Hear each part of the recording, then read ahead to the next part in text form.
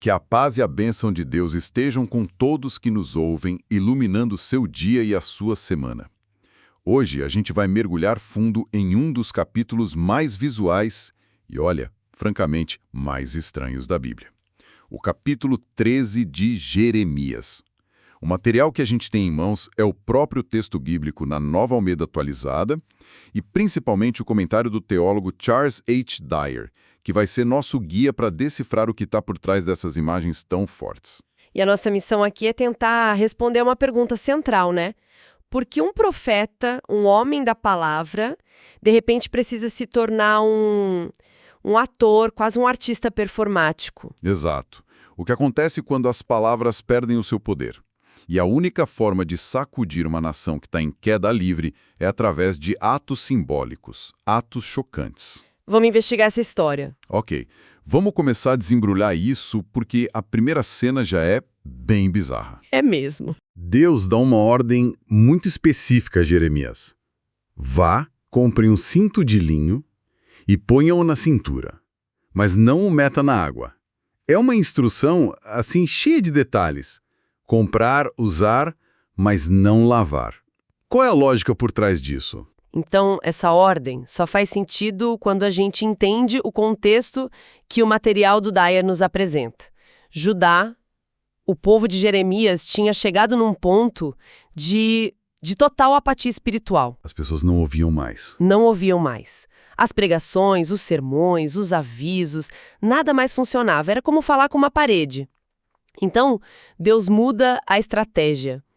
Ele instrui Jeremias a fazer algo que as pessoas não podiam ignorar. Um ato simbólico, sabe?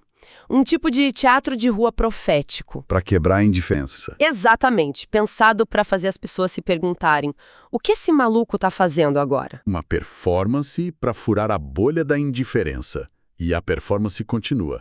Depois de um tempo usando o cinto, provavelmente já sujo, colado ao corpo, Deus manda Jeremias fazer uma viagem. Isso. Ele precisa ir até Perate, que é a palavra no hebraico, e esconder o cinto numa fenda de rocha. E aqui a nossa fonte principal, o comentário de Dyer, destaca um debate geográfico que muda tudo. Exatamente, porque Perate pode significar duas coisas bem diferentes.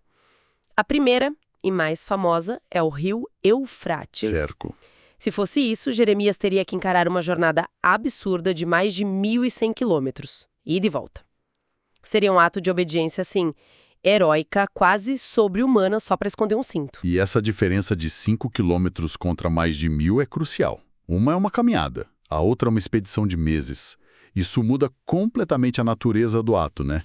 Se foi um sacrifício pessoal e invisível ou um ato público e provocador. Precisamente. E é por isso que a segunda opção, que o Dyer considera mais provável, faz tanto sentido no contexto.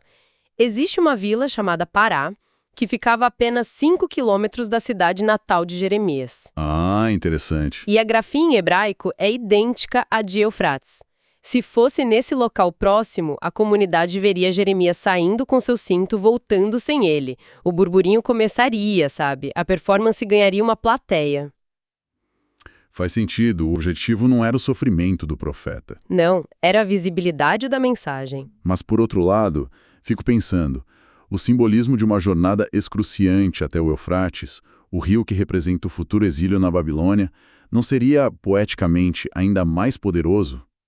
Mesmo que menos gente visse? É um ponto excelente. É como se ele estivesse antecipando fisicamente o caminho da desgraça do povo. É uma ótima observação. O simbolismo da Babilônia é inegável e muitos comentaristas defendem essa linha. Talvez a mensagem tivesse duas camadas, uma pública, para os vizinhos, e uma pessoal, para o próprio Jeremias, que sentia no corpo o peso do exílio que viria. Certo. De qualquer forma, o clímax da história acontece quando, dias depois, Deus o manda voltar e pegar o cinto. Ele o desenterra e o encontra podre, mofado, desfeito, completamente inútil. Então, o insight aqui não é só que o povo se corrompeu, é a imagem física da corrupção. Algo que foi feito para estar íntimo, próximo ao corpo como cinto, se torna repulsivo quando é abandonado. Perfeito. A análise de Dyer deixa essa simbologia cristalina. O cinto de linho justo ao corpo representava Israel e Judá. Eles foram escolhidos para essa intimidade, para serem, como o texto diz, motivo de louvor, nome e glória. E eles jogaram isso fora. O cinto apodrecido era o espelho deles. Tornaram-se espiritualmente inúteis, corrompidos pela distância que eles mesmos criaram. Era um diagnóstico visual, impossível de ignorar. Depois de um ato físico tão bizarro como o do cinto, a gente esperaria outra performance. Mas ele muda completamente de tática e vai para algo que soa banal. Uma conversa sobre jarras de vinho. Sim, é uma virada interessante. Ele chega e diz, assim diz o Senhor, toda jarra deve ficar cheia de vinho.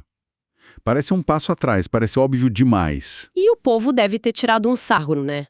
O comentário do Dyer aponta exatamente para essa reação.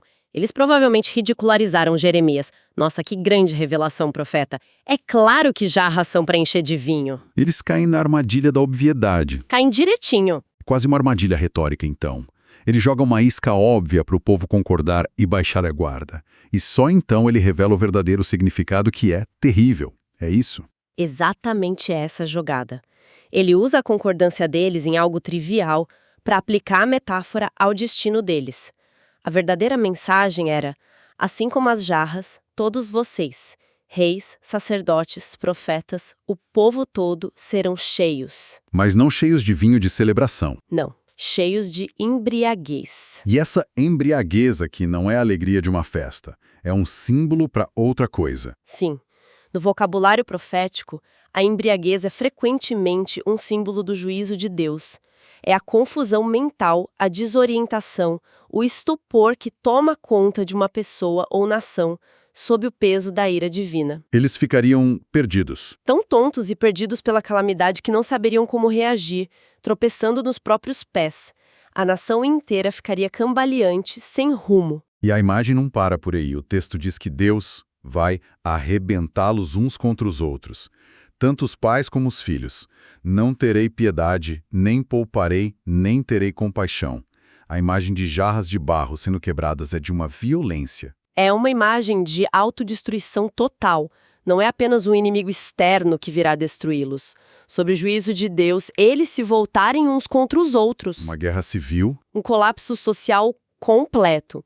A nação se despedaçando por dentro antes mesmo da invasão final. A mensagem é brutal. Não haverá escapatória, nem mesmo a compaixão divina poderá deter o processo que eles mesmos iniciaram. A partir daí, o tom do capítulo muda de novo. Saem as performances e as parábolas e entra um apelo direto. Quase desesperado. Jeremias implora: escutem e deem atenção, não sejam orgulhosos. Deem glória ao Senhor seu Deus, antes que ele traga trevas. Essa mudança é significativa. É como se depois dos símbolos, ele tentasse uma última vez com a palavra direta. E o conceito de trevas, como a nossa fonte aponta, é outra imagem profética poderosa para descrever a calamidade. É a ausência de Deus. É a ausência da luz, da orientação, da presença de Deus. Jeremias está conectando diretamente o orgulho do povo à recusa em ouvir, em admitir o erro com a chegada dessa escuridão, que era o cativeiro babilônico. A mensagem é: o orgulho de vocês está apagando a luz. E essa mensagem, que era para toda a nação, de repente ganha um endereço. Vira algo pessoal, direcionado ao rei e à rainha-mãe. Sim. Digam ao rei e à rainha-mãe: humilhem-se e sentem-se no chão, porque a coroa gloriosa já caiu da cabeça de vocês. Aqui, o contexto histórico que o Dyer nos traz é fundamental. Essa profecia muito provavelmente se refere ao rei Joaquim e sua mãe, Neusta, que tinham um papel político muito influente. E o mais impressionante, Por quê? como a análise destaca, é que essa profecia parece ter sido entregue durante o curtíssimo reinado de Joaquim, que durou só 3 meses, em 597 a.C. 3 meses? É uma precisão absurda. É cirúrgica. Jeremias está dizendo a eles, em tempo real, para descerem do trono, para se humilharem, porque o poder deles era uma ilusão prestes a acabar. E o que aconteceu? Pouquíssimo tempo depois, Nabucodonosor invade, e os dois, o rei e a rainha-mãe, são os primeiros a serem levados como prisioneiros para a Babilônia. A profecia se cumpriu à risca, servindo como um trailer assustador do que aconteceria com toda a nação. O texto então antecipa a pergunta que o povo, já no meio do sofrimento, faria: por que estas coisas me sobrevieram? É a pergunta clássica de quem não quer conectar as próprias ações com as consequências. E essa pergunta revela uma profunda cegueira espiritual. A resposta de Deus que Jeremias entrega é direta, sem rodeios. A análise que a gente tem aqui a resume em 3 pontos cruciais. Primeiro, a causa. Por causa da multidão de suas maldades. Não foi um deslize, um erro pontual. Não, foi o acúmulo, o volume de transgressões. Não foi um acidente, foi um histórico. Certo. Segundo, e aqui vem uma das analogias mais fortes da Bíblia, a natureza do pecado. O texto pergunta: pode o etíope mudar a sua pele ou o leopardo as suas manchas? Uau! E continua: se fosse possível, também vocês poderiam fazer o bem, estando acostumados a fazer o mal. Essa imagem é terrível, porque sugere que o livre-arbítrio tem um limite. Que chega um ponto em que o hábito se torna natureza, a escolha se torna identidade. A mancha não sai mais. Isso levanta uma questão teológica importantíssima. O pecado deles não era mais apenas um ato que eles cometiam. Tinha se tornado a própria essência de quem eles eram. Estava tão enraizado, tão acostumado, que a capacidade de escolher o bem tinha sido na prática perdida. Eles não conseguiam mais não pecar. Exato. A mudança se tornara humanamente impossível. E qual é o terceiro ponto do veredito? É que o juízo não era aleatório. Era, nas palavras do texto, a sua sorte, a porção que me cabe dar a você. Era consequência direta. Direta e decretada por terem trocado Deus por mentiras, por deuses falsos que não podiam salvar. Cada parte do castigo era uma resposta a uma parte da infidelidade deles. O final do capítulo usa uma linguagem que é chocante até para os padrões de hoje. Fala sobre ter as abas da saia levantadas até o rosto para que a vergonha seja vista. Sim, é muito forte. E sobre ser espalhado como palha no deserto. Essas imagens finais são a conclusão lógica de tudo. Dyer explica que levantar as saias de uma mulher à força era um ato de humilhação e violência pública extrema no mundo antigo, expondo a vergonha total. Então Deus está dizendo que ele mesmo faria isso com a nação? Exatamente. Ele mesmo usaria as nações invasoras para expor publicamente a vergonha de Judá.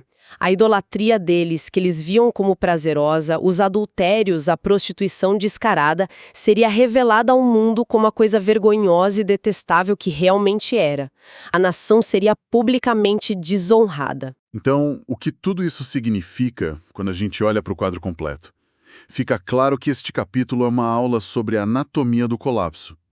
Começa com a comunicação quebrada, onde só atos chocantes conseguem chamar atenção. Certo. Passa pela certeza do juízo, que não é só punição, mas consequência natural do orgulho. E termina com essa ideia assustadora de que o mal pode se tornar uma segunda natureza, uma mancha impossível de remover. E isso nos deixa com o pensamento final para a reflexão, que vem direto do coração dessas fontes. O capítulo usa a imagem de uma mancha que não pode ser removida para descrever o pecado. Isso nos faz pensar, sabe? No que exatamente? Em que ponto um hábito, um vício pessoal ou até mesmo a cultura de uma sociedade se torna tão arraigado que a mudança genuína parece impossível? E que tipo de intervenção drástica, como os atos simbólicos de Jeremias, é necessária para, no mínimo, forçar as pessoas a encarar o problema, a sequer considerar a possibilidade de que estão no caminho errado? Que Deus abençoe todos os ouvintes.